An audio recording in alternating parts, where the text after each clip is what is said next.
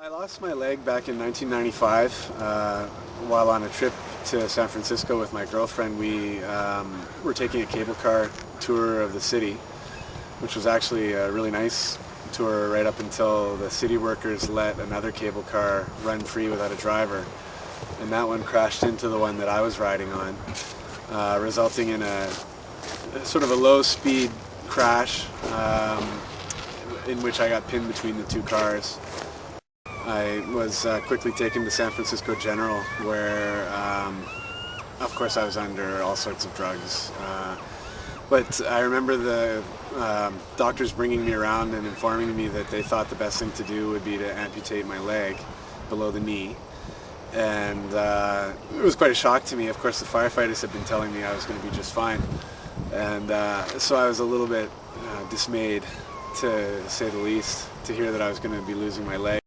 I ended up spending the first 3 weeks post-surgery at San Francisco General. I ended up having quite a few problems with the amputation. It needed to be revised 3 times, I think, due to small infections. And so I was in that hospital for a long time. By then I had my family down there with me, and so I had a bit of support, and of course the hospital was providing a social worker.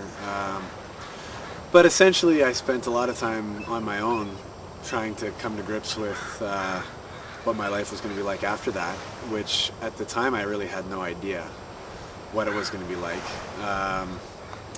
So it was a sort of a pretty dark moment. Not that I was really super depressed, I was more just, you know, I had times of depression and times of worry, but fairly, like during that time, during those 3 weeks, I did at some point during that time come up with a bit of a plan, and that plan was simply just to you know, make the best of whatever it was going to be, which I really didn't know. So the hardest part was just the perpetual onslaught of, you know, here's physical problems, here's mental problems, here's physical problems, mental problems. After leaving the hospital and coming back to Vancouver, of course I did not have a prosthesis yet, and so daily life was nothing like a normal daily life at all, and I had very bad phantom pain too at that time. Bad enough that I would spend just hours at a time lying on a couch, actually punching my leg, which strangely felt better than just lying there. I know that's odd, but that's what I did, and it sort of worked for me, but those were really tough times too. Fortunately, when I got my first prosthesis, which I'm hazy on the exact timeline now, but it was within a few weeks, that phantom pain largely went away, and things began to get back to normal. I started to have a routine, which was to go to physio.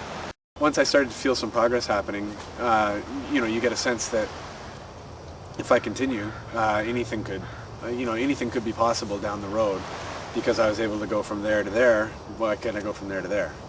And that was very encouraging, and things started to get a lot better for me at that point. Goal setting for me is a way of life, and I really think that sprouted from my accident. Very shortly after my accident, in fact in the hospital, I came up with a first goal, and that was to be able to walk normally in pants, i.e. so nobody could tell, because I thought that was going to be important at the time. Now I never wear pants, but I do wear shorts. Anyway, I ended up starting to have difficulties with my hips. It was something I had been warned about by, I think, the surgeon who actually did my amputation warned me that down the road I could have hip problems if I didn't concentrate on keeping my body very even, and at the time that was way over my head. I had just lost my leg and I wasn't worrying about my hips, but I did start to experience those problems, and it was a lot to do with, you know, I was one of those guys who would hop around a lot because it was, you know, you're too lazy to put on your leg, you'll hop from one place to the next. It's very hard on the hip. And then just daily life, even though you think you're pretty well adjusted, you find yourself favoring one side over the other in everything you do. Over time, that builds up and you have problems. And so I started going to a trainer to try to build my body back into an evenly balanced instrument. And it was through that trainer that I started working out and started doing some running races and doing some things like that, and I got really interested in it, and it just built from there.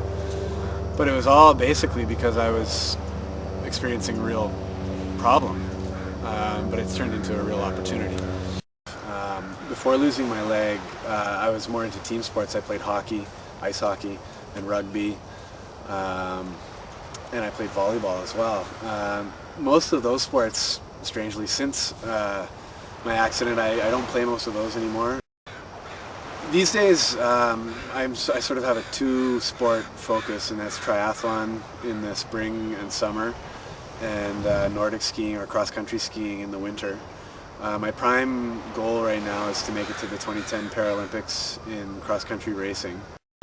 Generally, I set a goal a couple of years ago that I wanted to do at least one event a month, whether it be a running event, a cycling event, a triathlon, ski race. I wanted to do one thing like that every month, and that's worked out.